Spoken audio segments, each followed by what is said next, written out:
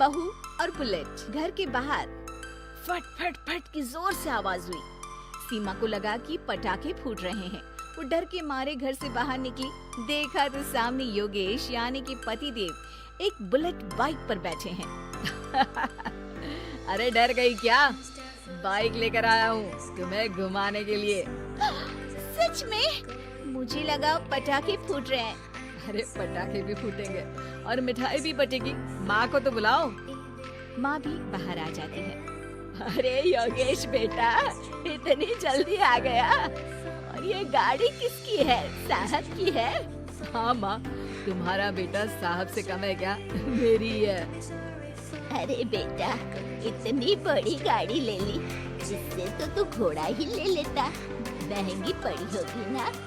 माँ महंगी सस्ती छोड़ो और मिठाई लाया हूँ, गांव में बंटवा दो। अरे बंटवा क्यों दो? पीछे बैठो, गांव में बांट कर आते हैं। सब खुश थे। योगेश गांव के बाहर एक कोयले की खदान में मजदूरी करता था। मेहनत और अकल से उसने वहाँ ठेकेदारी का काम सीख लिया और सूझबूझ से ठीक ठाक पैसा बनाने लगा। गांव में बात फैल गई कि योगेश के घर धमाका गाड़ी आई है। ऐसी गाड़ी पहले कभी किसी ने गांव में तो देखी नहीं थी। योगेश और माँ गाड़ी से वापस घर आ जाते हैं। बेटा, बाबूजी ऊपर से देख रहे होंगे और आशीर्वाद भी दे रहे होंगे तुझे। वो होते तो उनको भी घुमाता माँ। पूरे गांव में नाच नाच के मिठाई बांटने जाते। जैसे मैंने नाच नाच के बांटी थी जब वो अपने लिए एक साइकिल लेकर आए थे। बस बस, बाबूजी दो बात भी सुनाते कि फटफट वाली फटफटी ले आया। सीमा आगे कहती है, अपने लिए तो ये गाड़ी ले आए और मेरे लिए? अरे ये गाड़ी तुम्हारे लिए ही तो है। पक्का मेरे लिए है? अरे पक्का तुम्हारे लिए है। अगली सुबह जब योगेश सो रहा होता है तो उसे बाहर से गाड़ी की आवाज आती है। वो घबरा कर चिल्लाता है, चोर चोर, मेरी गाड़ी ले जा रहा है, चोर चोर। माँ भी जागती है और योगेश के साथ दरवाजे की तरफ भागती है। जैसे ही दोनों बाहर निकलते हैं तो देखते हैं कि सीमा गाड़ी चला रही है। अरे बहू, नाक कटवाओगी क्या? ये क्या कर रही हो? अरे गिर जाओगी, ये क्या कर रही हो तुम? सीमा गाड़ी को रोक कर कहती है, सारे गांव में घुमा लाई, कहीं नहीं गिरी। क्या? सारे गांव में घुमा लाई? अरे लोग क्या कहेंगे बहू? सोचा क्या एक बार? यही कहेंगे कि कितनी अच्छी गाड़ी है। अरे तुम्हारे बारे में। हाँ, कहेंगे ना कि देखो कितनी अच्छी गाड़ी पर बैठी है। बहू गाड़ी रखकर योगेश और सासू माँ के पास जाती है। तुमने कब गाड़ी चलाना सीखा? हमारे बाबूजी के पास पुरानी स्कूटर थी, सीख ली। फिर स्कूल में एक मास्टर जी भी ऐसी ही गाड़ी लेकर आते थे, उन्होंने सिखा दी। हाँ, स्कूल के मास्टर आजकल यही सब तो सिखा रहे हैं। पढ़ाई का कुछ सिखाते तो कुछ भला होता। अरे बहू, अब गाड़ी मत चलाना। हमारे परिवार में कभी किसी औरत ने पीछे से आगे की सीट पे आने की हिम्मत नहीं की है। तुम भी मत करना, समझी? जी समझ गई माँ जी। सीमा सास की बात सुनकर चुपचाप रसोई में जाकर उदास होकर खाना पकाने लगी है। सास सुबह सुबह मंदिर से पूजा करके लौट रही होती है। तभी उसे दो औरतें रोक लेती हैं और कहती हैं, अरे बहू को थोड़े अच्छे लक्षण भी सिखा दो। गाड़ी चलाने निकली थी, गांव की मर्यादा का कोई ख्याल नहीं है। वही तो।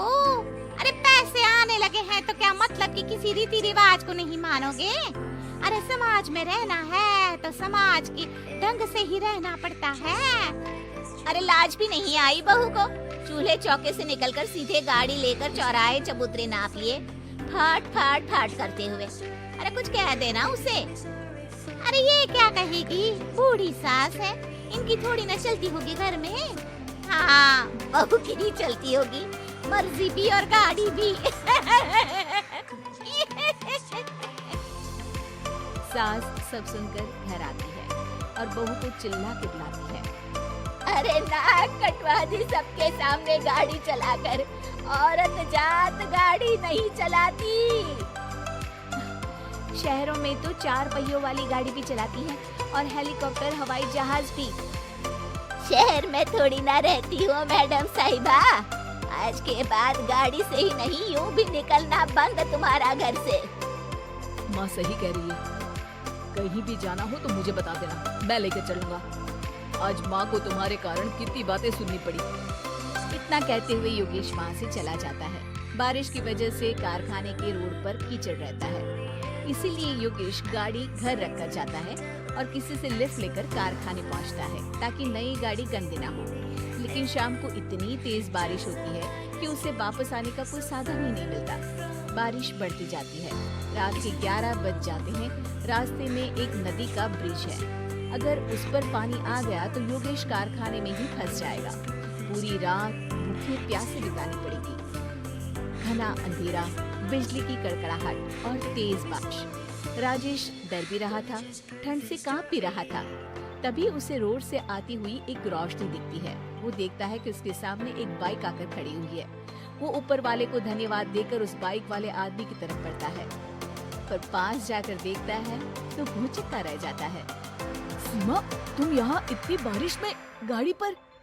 पहले बैठो तो, नदी ब्रिज पे आ जाएगी तो जाना मुश्किल हो जाएगा।